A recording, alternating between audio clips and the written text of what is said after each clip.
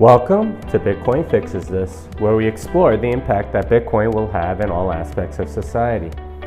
Today's guest is Carl Trueman, professor of biblical and religious studies at Grove City College. He is the author of The Triumph of the Modern Self. We talk about the modern self, how people identify themselves, and how this is very different from the past. Dr. Trueman also tells us how politics has changed significantly as a result. Dr. Carl Trueman, how's everything going? It's going well. And what about yourself, Jimmy? It's going very well. I know you're out on the East Coast and, it's been a couple of years, but how's everything been for you since, I guess, the pandemic and everything else? Well, I live in Western Pennsylvania, it's interesting territory politically. It's very strong sort of Trump land. And the pandemic didn't have quite the same impact, I think, in Western Pennsylvania, which is really the upper reaches of Appalachia, than it probably had in, say, San Francisco or New York. So life almost continued as normal for us during the pandemic. Not quite, but almost. Almost. Wow. That's good to hear, because at least for people in New York, San Francisco, even here in Austin, it was quite crazy. And especially with all of the stuff that went on, which we'll talk about, that, it was just kind of, I couldn't believe the times that we were living in. Oh, yeah. It just felt like the apocalypse in some ways. Yes, they were very strange. But I found particularly the amazing rush on toilet paper right at the start was kind of disturbing. Yeah, indeed. And that was one of the weirdest sort of like economic sort of panics that people had. They didn't care to store, money or something like that. They went and stored toilet paper, of all things, and frozen pizza. Yes. Whatever. Yeah. Well, anyway, I wanted to have you on the show because I read your book, The Rise and Triumph of the Modern Self, and it was absolutely fantastic. But before we get to that, could you describe for my audience who you are and what you do? Yeah, I am a professor at Grove City College, which is a liberal arts college about 50 miles north of Pittsburgh in Western Pennsylvania. I'm in the biblical and religious studies department, but I do most of my teaching actually on the humanities core. My real passion is, it's sort of, I suppose, Western life and thought and literature. Those are the things that I most love teaching the students in Grove. So that's what I do for a living. And in my spare time, I ride my bike and I'm learning to play the bluegrass banjo. So I'm trying to fit into Western Pennsylvania as best as I can. And where are you from originally? Where's that accent from? Oh, well, it's Camden, New Jersey. That's where I grew up as a kid. No, I'm from the United Kingdom, specifically from England. I grew up in the West Country over in Gloucestershire near a town called Stroud. And I married actually to a woman from the Outer Hebrides of Scotland. So by British standards, we're a mixed race marriage. We're an Anglo-Scottish marriage. Lived in the United States since 2001. We emigrated in 2001. So I've been here for 21 years. Not quite half my life, but certainly over a third of my life has been lived in the United States. And you still have the accent, which is very charming. I'm glad to hear that, because I was home recently and a taxi driver implied that I sounded slightly American, and I was mortally offended. And my wife was absolutely delighted and has been rubbing in ever since. So now I can tell her, no, I've kept my accent. I have Jimmy Song to vouch for that. I imagine she has like a Scottish accent. That's probably a little more distinct than maybe an English one. She does have particularly a Western Isles accent, which is often mistaken for a Southern Irish accent. It's quite distinctive among Scottish accents. So.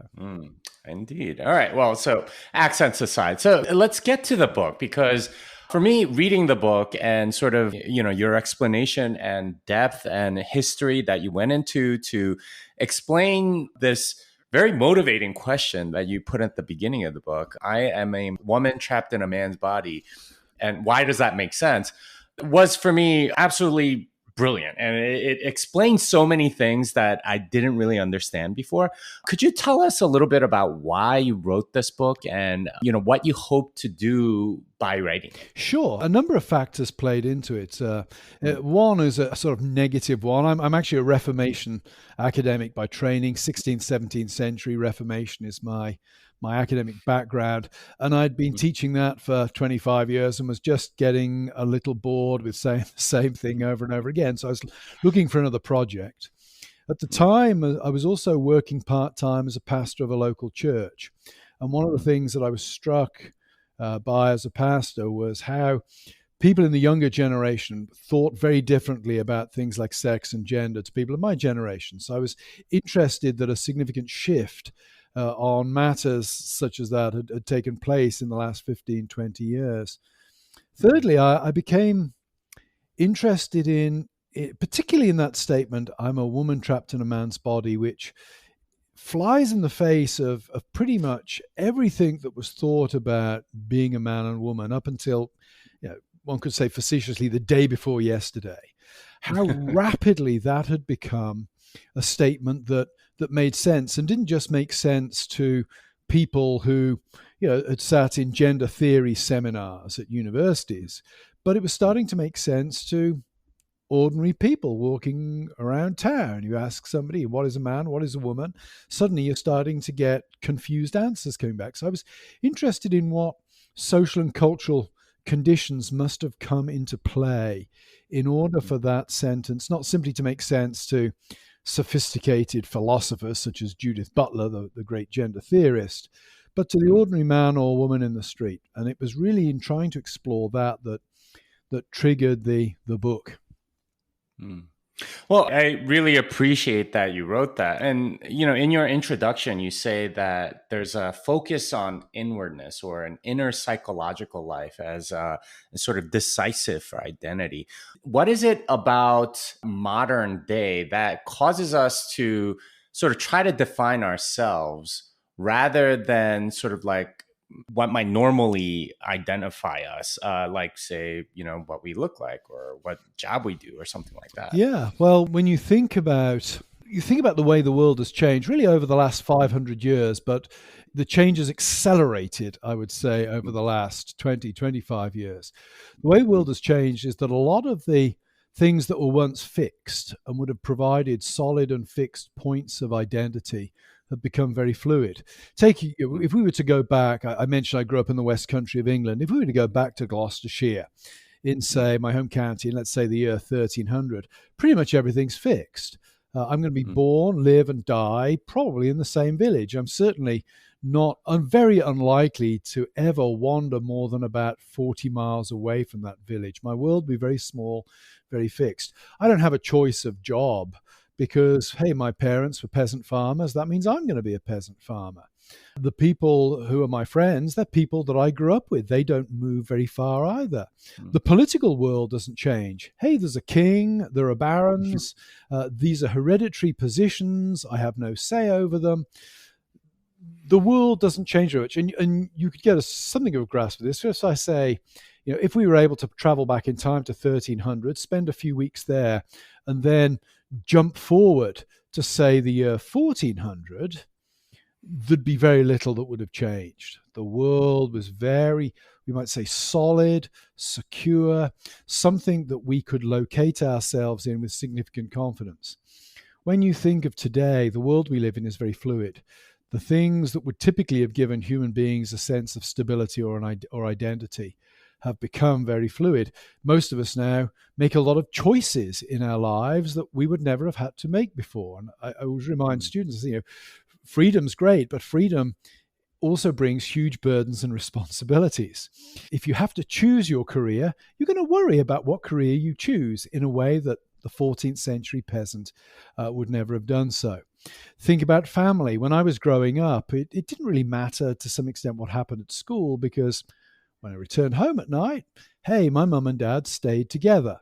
The family was always solid. I knew who I was because I knew who my mum and dad were, and I knew what relationship they had, and there was a solid institution there. Think of how family today is very, very fluid. More and more children grow up in homes where perhaps they've never met one of their parents, or their parents have broken up and new parents have been added to the mix. How that affects a child's sense of identity. So I would say the big change over the last few centuries has been the slow but steady crumbling of secure, external, authoritative, stable points of identity that have actually been replaced by things that are typically rather more volatile and fluid. Even comes down to architecture. The town I grew up in, the bank in the town I grew up in Gloucestershire, was a giant sandstone structure that looked a bit like the Parthenon in Athens. And it sent a certain message. The message it sent was, I was here long before you were born. I'll be here long after you've died. You can give me your money and that's okay. I'm not a fly-by-night. My bank in Philadelphia, when I lived there, I think it was made out of cardboard. And the message it sent was, I arrived last Tuesday. Maybe I'll be here next Thursday. Maybe not. Those architectural markers that allow us to know the place where we live and the institutions that define our place, they too have become very equivocal. So it's a long and complicated story, but I think it really comes down to the fluidity and the volatility of the world in which we now live leads to a fluidity and a volatility of identity. And we still want to know who we are. We're just thrashing around to find footholds and handholds that allow us to know who we are. Except they're all slippery or not stable or something like that, in which case we have to kind of define things for ourselves. One thing that you said in your answer that's really interesting to me is that the social mobility of the peasant from the 14th century or something like that was not very much. You pretty much stayed within a very small window of status that you can do. I mean, obviously, if you're a merchant or something, you do well. Maybe you can move up a little, maybe down a little, depending on who you married and so on. But, in the modern day, there's almost a very different status hierarchy. And it's, you describe it very well in the book. It's, almost like a victimology Olympics or something like that, the cross section of whatever victim class you belong to.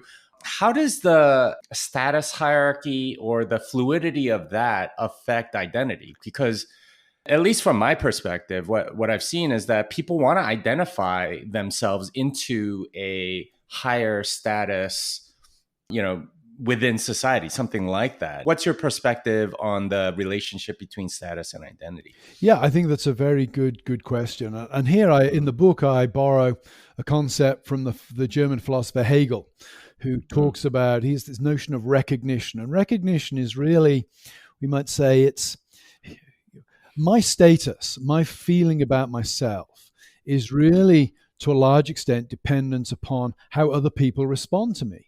Whether they treat me with respect or contempt, for example, will shape how I feel about myself. And societies have codes and frameworks by which respect and contempt is parceled out, is structured, is definable.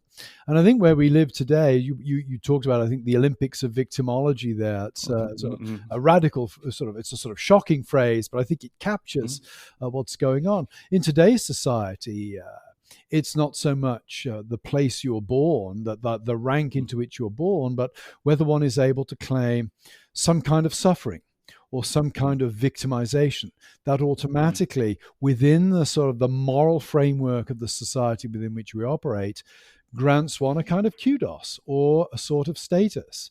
It's often fascinated me why Hollywood stars feel the need sometimes to come out and tell people they were abused or neglected as children. There's a sense in which clearly they've overcome that because they've become incredibly successful, and yet they still feel the need to tell people about it. Now, it might be a therapeutic need. It might be helpful to them to tell people about it. But I also think there's a certain status that comes with it as well, because they know we live in a world where victimhood carries kudos.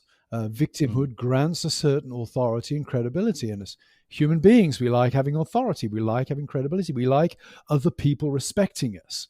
And if claiming victimhood is one way of garnering respect from someone, then that's the kind of thing that we will make public, we will engage in.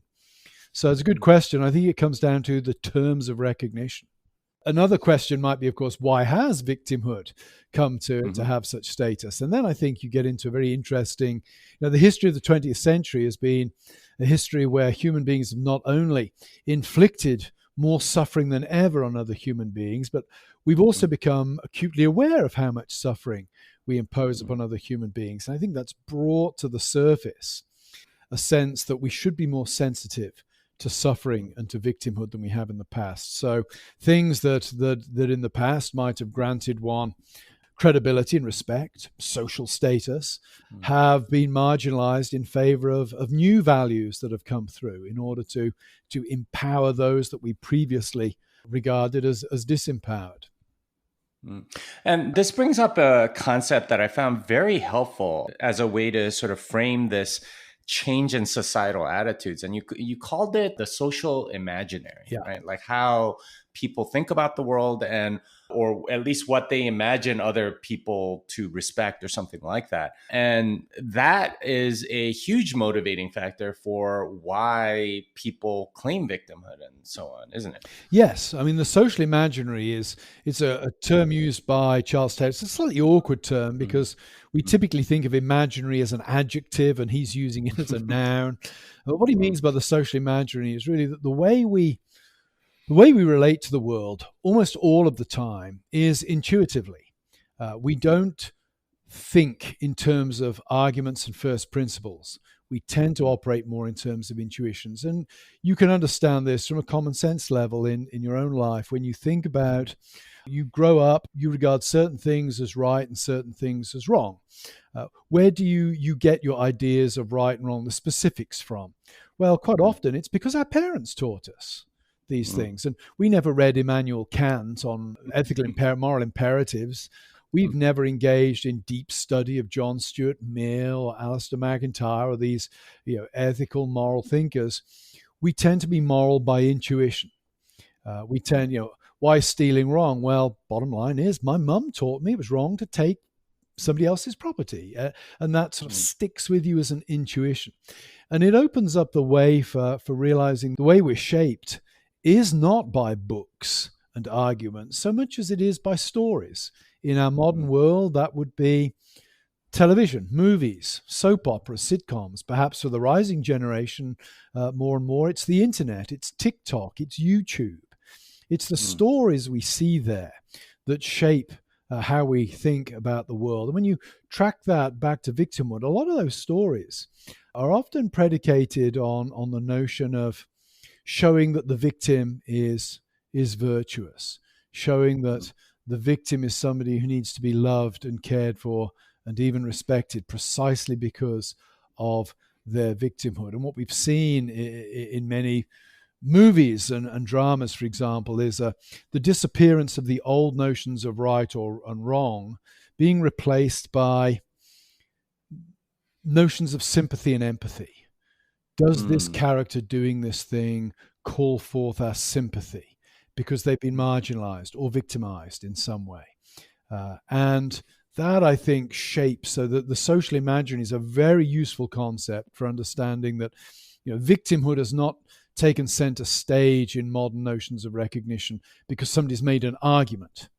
It's because, for example, we've seen pictures of kids behind barbed wire at death camps in the Holocaust, because we switch on our televisions and we see heartbreaking stories about children who've been abandoned or have died because they've taken drugs that parents left around. Or we see pictures of refugee children lining up at the border. These things pull on the heartstrings and really help cultivate a sympathy for victims. And in saying this, I don't want to sound callous and say, this is wrong. It's just no, emotions are very important in the way we think ethically. I'm merely trying to describe and explain why our emotions have been tilted in a certain direction over recent decades. And that's something that I've noticed, is that especially with news stories and, the YouTube videos or TikTok or whatever, the way in which stories are chosen almost seem like they're, servicing some agenda. So if you watch any Hollywood movie, the gay characters almost always very sympathetic. Yeah. They almost never, portray them as evil in any way and so on. How do you see that playing into sort of like I don't know, the people in power sort of manipulating us or something like that? Yeah, it's an interesting question. Of course, I'm sympathetic to seeing it as manipulative. But on the other hand, I Mm, don't want to go down the route of thinking that everybody watching these things just blindly accepts what they see. mm, But I do think there is a definite agenda to present certain groups in certain ways. I had a student last semester who did a fascinating paper for me in the mm. capstone humanities course on Hollywood movies where parents apologize to their children as opposed to vice versa. And it was fascinating that Mm, she the number of children's apologies to parents in movies as opposed to parents' apologies to children. The proportion isn't even close. The movies mm, now routinely portray parents as problematic people who need to apologize to their kids for doing something wrong. Well, that's a very interesting way of projecting a vision of parenthood onto mm, people who are watching the movie. And it's not coincidental mm, that's being done. I think that the people making movies are definitely, by and large, committed to what we would call progressive values, by and mm, large, committed towards not so much presenting the world as it is, but presenting the world in a way that they think will draw it to what it should be. So there's definitely a line of that. And when you think even, I mean, a very controversial issue, of course, with the recent Supreme Court decision in Dobbs that has effectively overturned Roe v. Wade, it's very interesting to me how the pro-abortion rhetoric pivoted very quickly to the issues of rape and incest in the mm. aftermath of that, which we all know refer to a minuscule number of the abortions that are actually performed in America. But it was an interesting pivot because, of course, that is a very, very, those are very emotional stories. They really Mm, pull at the heartstrings. They draw you away from talking about personhood in perhaps somewhat abstract terms and bring the human interest in. So again, it mm, points to the power of stories over argument, I think, to shape the way we think in mm. terms of moral argumentation. Hmm. Well, I found interesting what you were saying about the parents apologizing to kids, because you point out in your book how much Rousseau has, influenced modern thinking, and how he sort of saw almost like children as innocent and like sort of perfect, and that society corrupts them. And it's not that's in opposition to sort of the traditional view where children needed to be taught morally Yeah. to have the right emotions towards the good and the beautiful and things like that. Is that an expression of sort of like Rousseauian ethic? Yes, I think Rousseau, he's not the only person making those kind of arguments in the 18th century, Mm, but he is perhaps the most articulate and influential. It comes down to, do you think individuals, are they screwed up by society? Are they screwed up by mm, society's institutions? Now, most of us would want to say, yeah, somebody's environment and background does make a big difference. I was very privileged, I guess, to grow up with parents who stayed together. It was a loving home. It was not a particularly wealthy home, but it was a loving and supportive home. mm, I had a much better start in life than a kid growing up in a single parent family in the streets of Philadelphia, where mm, dad's in prison, drugs and guns are an everyday fact of life on the street. There's no doubt that if you grow up in that environment, it's you face challenges that a kid that I did not face when I was a kid. mm, So I think Rousseau captures something of the truth. The question mm, is, the danger is always when you capture a partial truth and you make it the whole truth, it tends to become a falsehood at that mm, point. And the problem, I think, with Rousseau is, I think, yes, what you're pointing to there is a cultural example of a long polemic against what we call the traditional family that has preoccupied leading cultural figures for several hundred years now. And it is predicated on the idea that the traditional family is not a natural thing. It is an mm, unnatural perversion of nature that will mm. ultimately pervert those who grow up within that context. So, yeah, it's a Rousseau. It's certainly consonant with a Rousseauian view of the world. Mm. And I love what you say about, relating that to the social imaginary and so on. It's that our intuitions are shaped by, by these assumptions that whose intellectual origins and metaphysical assumptions that we don't even know where they come Yeah. from. And they're just sort of there, and we absorb them as part of living in society, and it's almost like seeped into us. Can we talk a little bit about how it is that we absorb these things? I guess it's partly through stories, but why is it that we just sort of automatically think them as true? Yeah, I mean, it's an interesting question. One of the reasons why in the book I focus, certainly in the middle part, on thinkers like Mm, Rousseau, like the Romantics, like Nietzsche, like Freud, is I think it's sometimes helpful to understand the implications of our intuitions by mm, looking at people who have thought very self-consciously about these things, so we can mm, see what the implications are. And if you were to look at, I would say, one of the man who most captures many of the intuitions of the modern age most wonderfully in terms of his philosophy, it's Friedrich Nietzsche. Uh, mm, Not many people have read Nietzsche, but at the heart of Nietzsche's thinking is the idea is that the world is just stuff. The world has no intrinsic meaning or structure. It's just stuff. And it's up to me as an individual to create my own meaning out of that stuff. It's up to me as an individual to perform myself, to create myself through mm, performance. Now, you might say, well, very few people have read Nietzsche. Why is it that so many people seems to capture so much of what's going on in the world today? Well, I would say one obvious thing would be technology.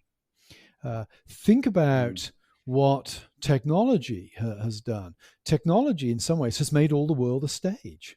If Nietzsche was all mm, about self invention and self creation, well, anybody can do that in the era of social media. mm, Anybody can have a TikTok account or a Twitter account or a Facebook page where they can be whoever they want to be. They can reinvent themselves as many times as they wish. We have technology. And one of the things about technology is, I think people often think about technology as it allows us to do the same things only faster and more efficiently. It doesn't. It actually changes the mm, way we relate to the world. Think about the automobile. The mm, automobile completely transforms how people think about space and time. That mm, peasant that I was describing earlier on, I said he likelihood is he would never go more than 40 miles beyond the house where he was born in his entire lifetime. I don't know when I did my first 40-mile journey, but I bet it was before I was 6 months old. I bet my parents put me in the car and mm, drove me to the seaside or something for their holiday. And I'd mm, already traveled more by the time I mm, was 6 months in terms of raw distance from home than anybody or most people would have done in the 14th century. My life is very mm, different. It's not simply the same life, only faster and cleaner than a 14th century peasant. It's a fundamentally different one. Space and time means something mm, different. Same with the internet. mm, The internet allows me to shrug off even more radically traditional forms of authority over my identity and allows me to reimagine the world in ways that would have been unthinkable even 30 or 40 years ago. So it's only a partial answer to the question of how does this stuff go mainstream? The technological mm, world makes it plausible and mm. brings it into the mainstream. Mm. Well, I guess the argument you're making is that because we see so many things changing, we just sort of have a looser grip on reality or something, or think that with enough technology you can change reality for your own benefit or towards whatever it is that you want. Yes. I mean, I think when you Mhm. say a looser grip on reality, you're sort of assuming that there is a reality. And I think that that's kind of an assumption now that might be Mhm. controversial in Mm, many circles that, well, my reality is whatever I care mm. to make it. The metaverse is fascinating on this front. Does the metaverse loosen our grip on reality, or does it create an alternative Mm, reality? So, yes, I think I mean, I mhm, would agree with you. I think there is a mhm, reality and it does bite mm, back. And when it bites back, we feel this terrible impotence and lack of control because we used to everything obeying our wills mm. these days. But 9 days out of 10, 99 moments out of 100, we feel that we're able to create our own reality. We're able to perform. We're able to be whoever we want to be. Yeah, and this attitude, I see a parallel at least with economics and how they treat money, right? Like the entire idea of fiat money is that you can sort of create value out of nothing. And Yeah. of course, that results in inflation, and it has all these side effects that you don't necessarily anticipate. And it creates all sorts of chaos, and people feel very, kind of unmoored or unstable when those kinds of things inevitably happen. And for me, that's like the lesson of economics the last 100 years or so is this, there is an economic reality that if you don't adhere to or ignore, it will come and bite you back. And it's a little bit stranger because it's not like, a man saying he's a woman and then being surprised can't get pregnant or something like that. It's very much, laws of economics, which feel like you can do something about, but really can't. And in that way, there's even a deeper metaphysical reality there that we're not acknowledging. Yeah, I mean, that's a fascinating point. My son is an economist. I am not. So I can't comment on that, but I think you make a great point. And we saw this somewhat in the pandemic in terms of suddenly we're faced with our own mortality. And what we've done, of course, over the last 100 years is we've shunted death to the margins. Again, my peasant ancestor in 1300 would probably have walked past the graves of his own ancestors, maybe his siblings, possibly tragically even his own children, as he was going to church on a Sunday or as he was going to work in the fields. Death would have been very present and very real. We have pushed death into hospices and hospitals. We don't have graveyards particularly visible at the centers of our community anymore. We've tended on the whole to try to push death away. Suddenly in the pandemic, certainly in the early weeks of the pandemic, we have no idea what's going on. How many people are going to die? Where is this thing going to spring up next? And we don't know what to do.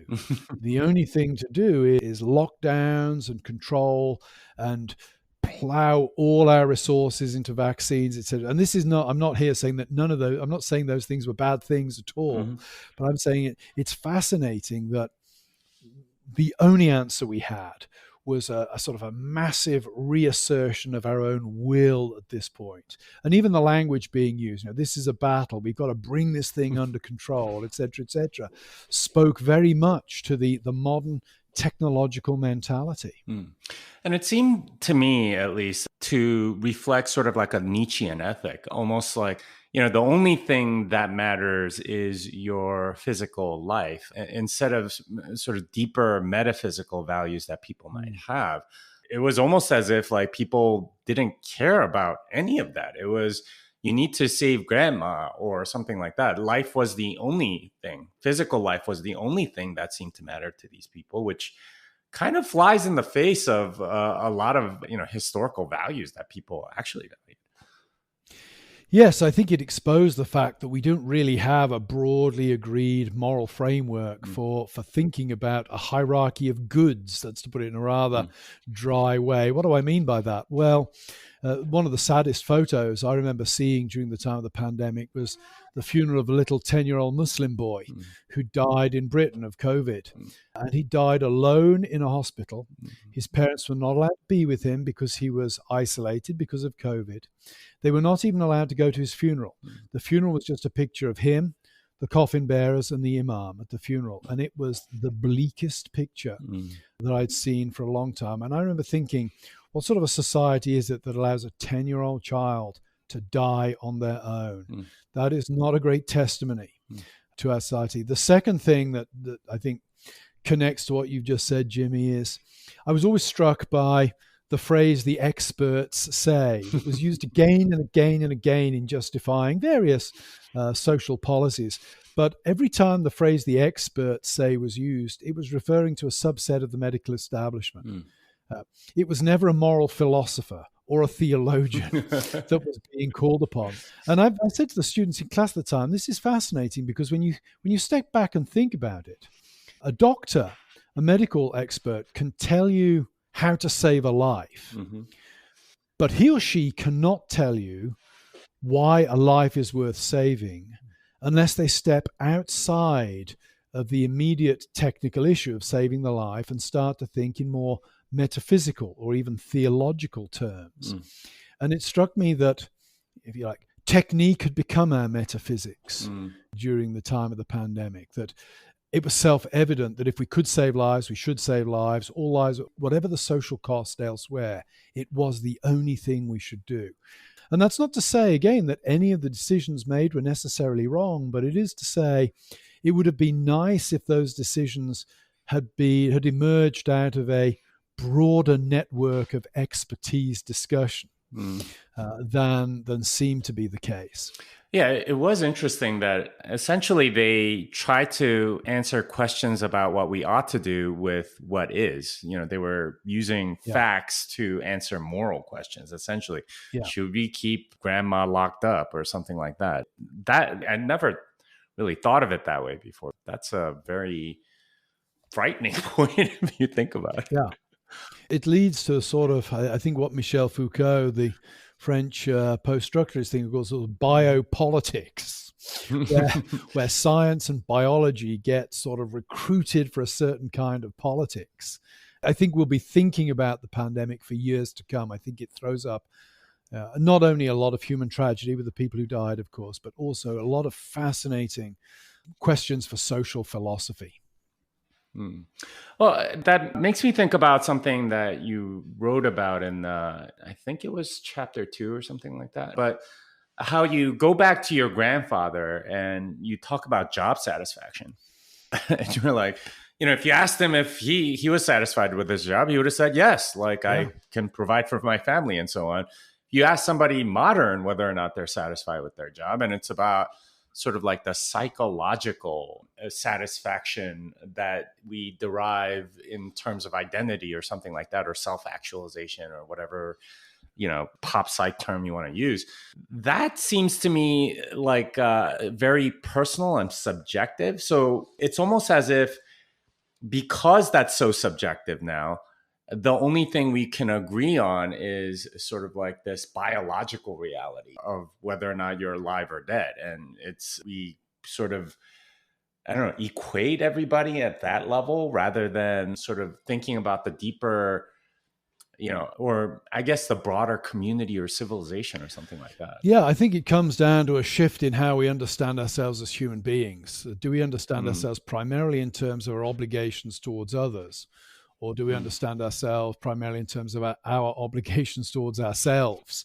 That could be one way of looking at it. And I think I joke with students in class, but it's only half a joke, I suppose. It's the American Declaration of Independence, life and liberty. Yep, I'm on board with those. Pursuit of happiness.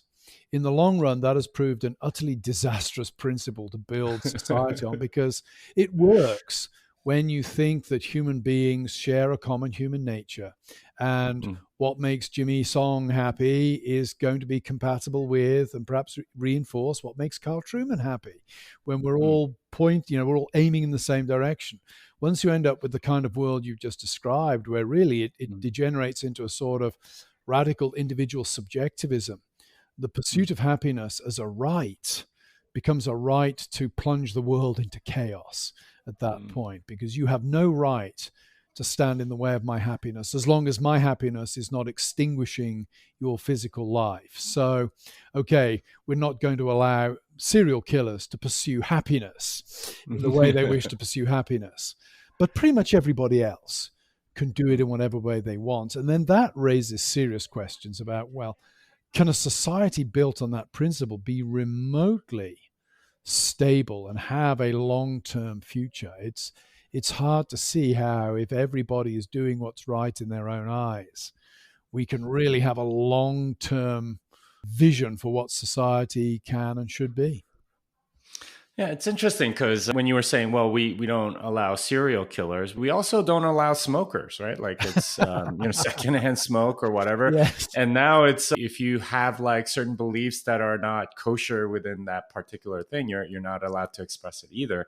It seems to become more of a prohibition against others kind of ethic that emerges in that sort of once you make that a priority. Yeah, well, when you think about it, if you have a society where, in theory, everybody can do their own thing whenever way they want, it's obvious that it isn't going to be a coherent long-term thing. So you have to have somebody to referee it. You can't have a society where trans people can be fully affirmed, where you also have people, certain radical feminists, traditional Christians, whatever, deny the reality of, turn around and say, you can't be a man who is now a woman. That's not possible. Those views are incompatible. Somebody has to referee that. So what's emerging in the West at the moment is that's being refereed in part by governments through legislation, but perhaps more worryingly, it's being refereed through what the conservative journalist Rod Dreher refers to as soft totalitarianism, which is where large corporations that traditionally were seen as standing on the conservative side of things have sort of flipped and are now standing on the progressive side of things, and in some cases working quite hard to marginalize and neutralize conservative voices. I was giving a lecture on Rousseau, of all things, about 18 months ago. And somebody, I get stalked by a few people, somebody put a complaint into YouTube to say that the lecture was homophobic or something. It was not. I didn't even mention LGBTQ issues in the lecture. And that was enough to get the live stream shut down while YouTube investigated. So it was a case of, I was guilty until proven innocent. When they did restore the live feed, I believe, the live stream, I believe. But that's a good example of how, when you have something like YouTube as a platform for speech, then it's not the government policing your speech on YouTube. It's whoever's in charge of YouTube. And so I think we're seeing, emerging at this soft totalitarianism that Rod Dreher has pointed to fairly consistently over the last 3 or 4 years. Yeah, and I think you're right in even more ways than you might think, in the sense that, at least from my perspective, all of the subsidization and fiat money printing and all of the money flowing towards these corporations, they're essentially incentivized to play nice with the government and do what they say, because so much of their money now comes through financialization and through meeting the needs of the money printer rather than the customer. So you get situations like Twitter where, they would rather go and suppress, conservative voices because, these users aren't the ones paying them. The ones paying them are the advertisers, and the advertising money comes from commercial loans, which are printed out of nothing. So ultimately it comes out of, the government's largesse, which of course is stolen from everybody else. But in a sense, it's totalitarian in the sense that all of these things are sort of like tentacles of the same organism. Yeah. And it would be very interesting on that front to try to make, I'm not a lawyer, nor am I clever enough, but if the money tracks back to the government, then there has to be a case for trying to argue that, say, YouTube or Twitter, that these are public accommodations. And therefore, the First Amendment applies. And therefore, censorship is wrong and bad. Because, of course, at the moment, the plea is very much, hey, we're not the government. The First Amendment doesn't apply. Well, if you could make a case that actually you are dependent upon government subsidies, then case can be made you are a public accommodation, and therefore the First Amendment does apply. Well, I guess my reply to that would be, I think, at least on the progressive side of the spectrum, the reply is almost like that reality is almost, a non-issue, because in a sense, it's much more about power and what you can enforce. And, it's free speech for me, but not for thee. And that's something that I kind of got out of your book with respect to, how you have different rules for different groups of people. Yeah.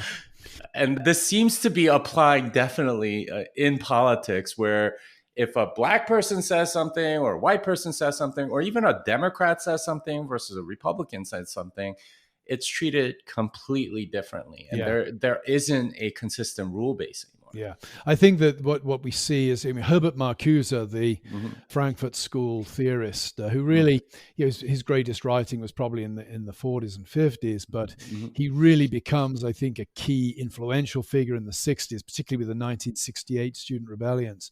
Marcuse is the man who really singles out freedom of speech as effectively intolerant. He says, the problem with freedom of speech is it gives platform for, we would say, bigotry, hatred, etc., etc. It's a contrick.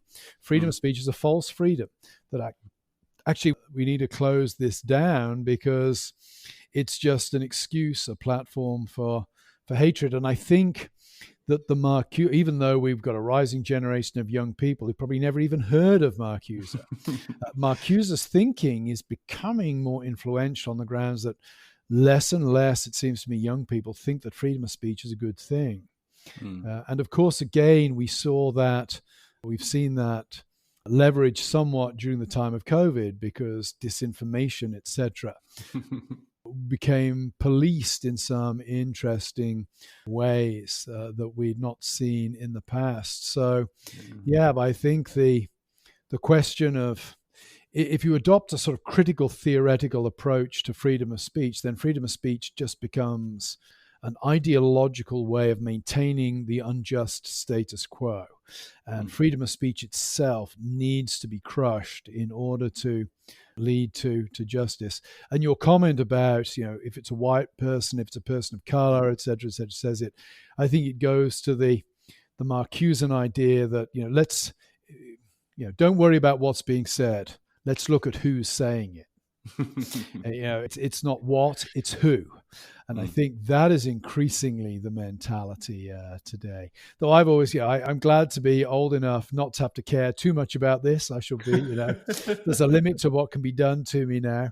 And I love I was not a big fan of the Duke of Edinburgh, but the Duke of Edinburgh, there are a few things he said that have stuck with me. And one piece of wisdom, he was once asked, how do you deal with the gutter press? How do you deal with the tabloids when they come after you? And he said, my motto is this. He said, I never apologize and I never explain. And I think that is not a bad policy when it comes to things said on Twitter and Facebook and that. Do not empower these people by responding. Carry on regardless. That's excellent advice. I know we don't have that much time left, so I want to make sure we get to this. I love how you sort of like speculate on the future on sort of where things are coming to a head with the trans issue and things like that. And you see various incentives at play and you're just sort of gaming it out. And you conclude basically that the T part of this coalition is going to blow it up in many ways. Can you explain that a little bit for my audience? Yeah, I think that one of the things that we miss, because we're so used to hearing about the LGBTQ community, one of the things we miss is that the L and the G and even the B assume certain things that the T denies. Well, first of all, we could make a general comment, say the L, the G, and the B predicated on sexual desire in a way that the T isn't. The T is about, I would say, it's about comfort or discomfort with the body. It's about a disconnect, a perceived disconnect between who I am inside and my physical body. It's not necessarily about sexual desire. Secondly, the T denies, the T and the Q, the trans and the queer element of that coalition, deny the importance of biology. They deny the importance of the sex binary between male and female. And the L, the G, and the B assume that. And we see that, for example, in radical feminism that rejects the idea that trans women are really women. The bust-ups within feminism on that point are interesting. J.K. Rowling would be a good example of a feminist who's spoken up on that. We also see it within the more specifically gay and lesbian community. Andrew Sullivan, the gay journalist, has been pilloried for saying that he does not find women who have transitioned to being men to be sexually attractive. And that has led to accusations that he's a transphobe. In Britain, just in the last couple of weeks, a lesbian feminist group have been expelled from Pride because they refuse to acknowledge that trans women are real women. Even among trans people, there are debates about this. Debbie Hayton, who is a man who's transitioned to being a woman, a well-respected journalist in the United Kingdom. Debbie Hayton describes herself as a trans woman, but denies that trans women are real women. So the T is fascinating because of the way biology is denied there, and that sets it at odds, both even within its own internal community and within other elements of the alliance. So I think the alliance is falling apart. Lesbians being kicked out of Pride. It's falling apart. It was only ever strong because it faced what it considered to be a strong and powerful enemy: white male heterosexuality as normative. I think as now white heteronormativity has become perceived to be so weak, the force keeping the alliance together has weakened, and the alliance itself has started to crumble. I also think the T will collapse under its own weight eventually, because we're already seeing the emergence of a lot of detransitioner narratives, people who had their lives and their bodies wrecked when they were younger because they went through transition. Just last week, a woman, I can't remember which country she's in, but I read online a story in a newspaper. She is suing the doctor who put her on trans treatment after one consultation as a young woman. I think because transitioning does not solve the problem of which transgenderism is a presenting symptom, we're going to see lots and lots of detransitioner narratives emerging that will weaken it, and we'll see people being sued over having given bad advice on this.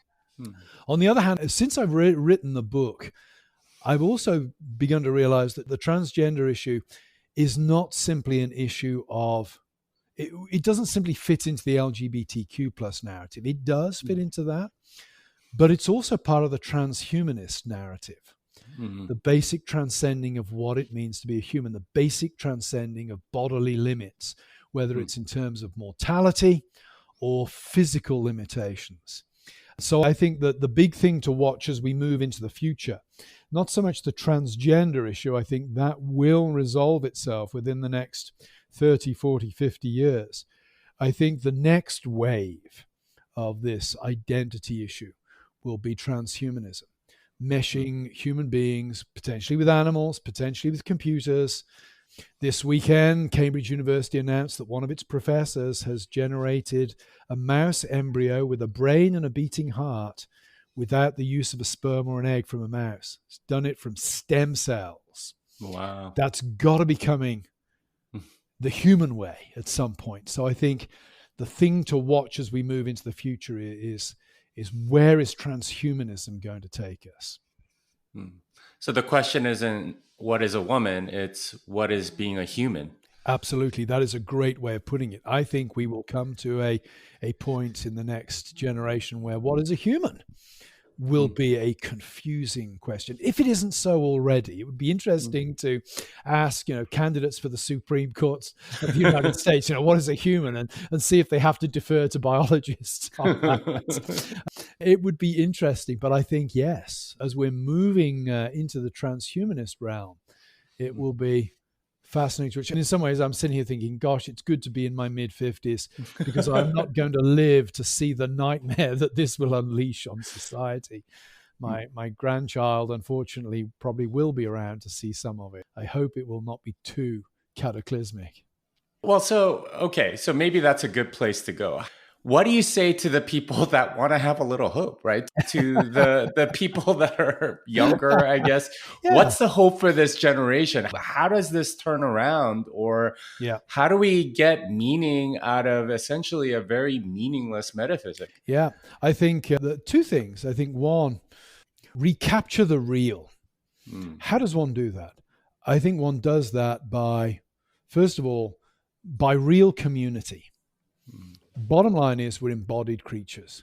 The people and the things that are most important to us, I think, are the people. We noticed this in COVID when students went home and had to sit and do their lessons online. They hated it. They hated it for a variety of reasons. And one of them was it became clear that college isn't just learning stuff. It's who you sit next to in the classroom. It's who you share a dorm with. It's who you hang out with in the evening. It's whether you ever get to go to a professor's house for a meal. So I would say, even if the national scene is bleak, build community where you're placed. Learn to love the place where you are. Learn to love the people, the real people that you interact with. Learn to wean yourself off your technological gadgets. Don't throw them away, but make them serve you. Don't serve them. Let you make your real reality something into which they have to fit, something rather than something they themselves determine. And I think even now there are reports that young people, to some extent, are beginning to turn away from social media because they're recapturing what it means to have real friends and real community. So I would say, don't despair. Go for the real community. Everybody lives somewhere. Everybody lives near somebody. Everybody is related to somebody. Recapture real friendship. And secondly, play the long game. We're not going to turn the world around in the next week, in the next month, in the next decade. But live your life in a way that's going to leave something worthwhile for your children, your grandchildren, and their children to build upon. I'm always struck by the wonders of medieval European architecture, the great cathedrals. Cologne Cathedral. Took over 500 years, took 600 years to build Cologne Cathedral. The person who started building Cologne Cathedral knew on day one that they were never going to enjoy sitting in Cologne Cathedral and admiring it as a completed work. And yet they still thought it was worthwhile. We need to think long term. We need to be thinking about not simply, hey, what can I do today that's going to bring me most pleasure in the next 24 hours?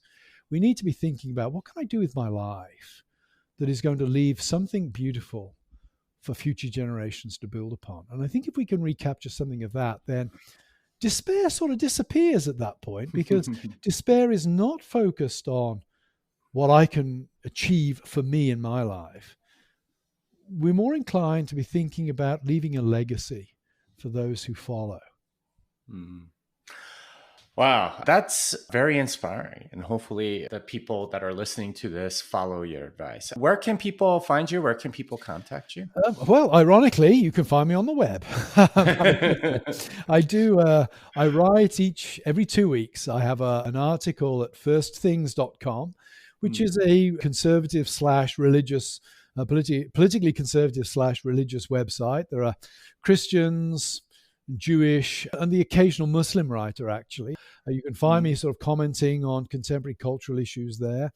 And I also do an opinion column for World Opinions, World Magazine Opinions. If you search for that online, you can find me all over YouTube, I'm sure, if you look for lectures I've given and podcasts I've done. So Google me on YouTube.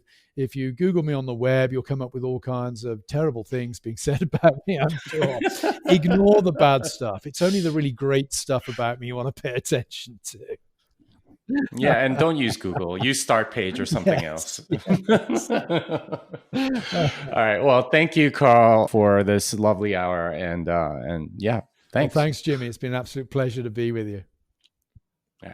Unchained Capital is a sponsor of this podcast. I'm an advisor to the company. I know the team well, and I'm excited for what they are building. If you need multi-sig, collaborative custody, or a Bitcoin native financial services partner, learn more at unchained.com. Well, that wraps it up for this episode of Bitcoin Fixes This. Dr. Carl Trueman can be found on the Grove City College website. Until next time, fiat delenda est.